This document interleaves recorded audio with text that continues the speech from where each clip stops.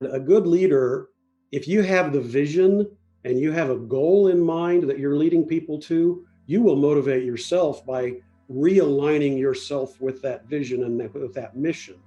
I also think friends and mentors and mentees are very helpful to kind of inspire you. A life coach is a great thing to have. But I think what I would say, and I heard both Steve and Felicia say this, is just self-care. Love yourself and say, it's okay, I'm only human, I can only do so much. I'm going to take the weekend off. I'm not going to work 8 hours a day for the next 12 days. I'm going to take a couple of days off and go for a hike or just do something to decompress. And then you'll pick it back up. Or here's the other thought, I think if you're really not motivated, maybe you're questioning, is what I'm doing really worth it? And maybe it's time to let go of that and move on to something else. Those are some, as a 23-year-old, it's probably tougher to answer that question than a 60-year-old, but I would ask you all to give yourself that permission. Being transparent, of course, you don't have to tell every deep, dark secret that you have, but having some level of authenticity really helps. That's what brings people to you, and energy, like who you are as a person, your spirit. People will know I'm able to communicate with this person. I'm able to talk to them about certain things that I want to discuss. As Steve said, most people can figure out their own problems on their own. They just really want you to listen. A lot of times people talk to you and you don't listen. We listen to respond, not to actually hear. So as a leader, you have to make sure that you're not so caught up in everything that you have going on that if someone comes to talk to you, they need advice, that you're there to actually hear them, because that's what people really want. You really want to be heard. And the part of the question about the pandemic, I think this has been a perfect time for everyone to slow down and actually reevaluate everything that we have going on. This has really given me more perspective as to how I want to move professionally, personally, just thinking about things I probably would not have ordinarily thought about because I would be flying here doing this. We're doing most things over Zoom, as we are. So we've been able to not be on the go as much. Plans in the time of COVID, I think what we have to all realize is that plans have to be adaptive right now. You have to be flexible. That's where a good leader comes in. And a good leader will say, all of the plans that we made last March, that's not going to work. Even our financial plan has to be figured out every quarter instead of every year.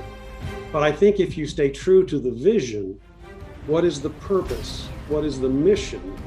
And then you employ your adaptive leadership skills, I think you're going to make it through it okay. It's part sales, it's part listening, it's part empathetic, and it's also just saying, hey, this is a tough time. Leadership, there's a part of this that, I have to own. There's a modeling component. So there's all kinds of cool things that you can do to kind of countermeasure that. I always like it when somebody's so self-aware that they can say what you said. You score high marks in that straight away, to be honest with you.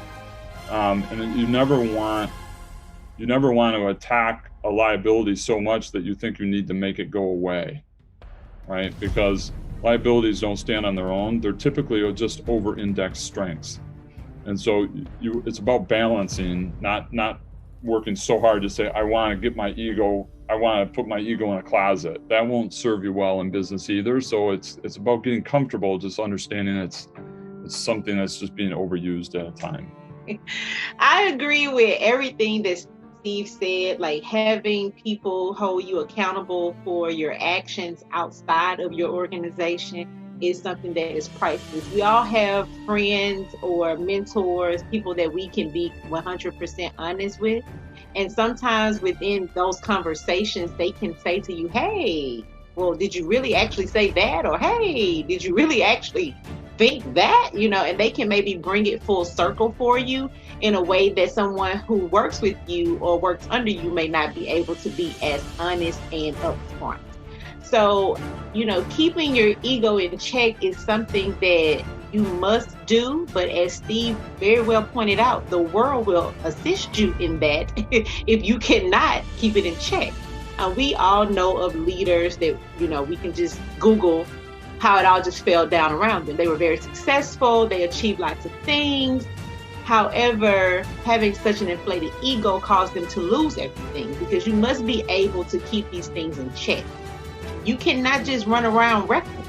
So you have to have some checks and balances for yourself as well. So that's part of being a great leader, is being able to say, hey, am I doing something that's causing these issues within my organization or with my family or with my friends?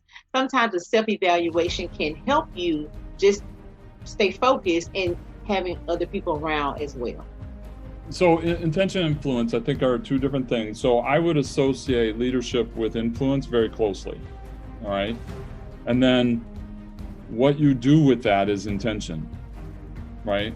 So let's think of our worst case scenario of bad intention. You can just think of it in your mind. We don't have to share everybody's gory details of our worst case scenario here, but somebody that can be highly influential and lead people to very bad things, right? They're all using all the same skills. The only difference is intention and what they're going to do with it, right?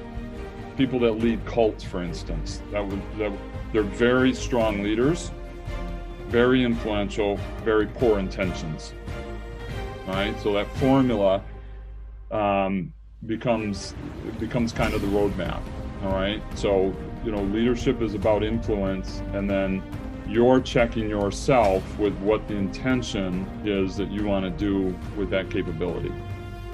Sometimes you don't really know. Someone has to say, hey, you're the problem. Because you can sometimes deflect and think that it's other people because of the circumstances, whereas you actually set things in motion for them to be this way. So, being self-aware allows you to know that you have contributed to the problem, and not someone else. So I think that focusing on the self-awareness really can help you stay in line and make sure that you are not creating problems and blaming others. This will probably inspire a lot more thoughtful and articulations than I'm going to be able to give. But I think, especially today, we talked about this earlier, in the era of COVID, we have to be adaptive. We have to maintain a flexible mindset instead of being a fixed mindset. And it's a dangerous trap to fall into when you have a vision for whatever business or organization that you're leading. And it's important that you have that vision and that you articulate that vision, and that becomes your mission and your focus. But you also have to not be so focused on that if it's failing and nobody's following you and you're frustrated, that you can't just abandon it or adapt it or change it a little bit to be more flexible, because it's a journey, not a destination, right? It's all about trying to find and always re-examining and looking at, was this mission the right way? That's why in a lot of groups they have strategic planning, right? You do strategic planning for 2 years, 5 years, 10 years. 10 years isn't strategic planning, it's stupid, but it's long range. But you every year you go back and visit that plan and say, what new information do we have now that we didn't have when we made this? So I think to your question about mindset, I think it's important to be flexible in your mindset and not fixed.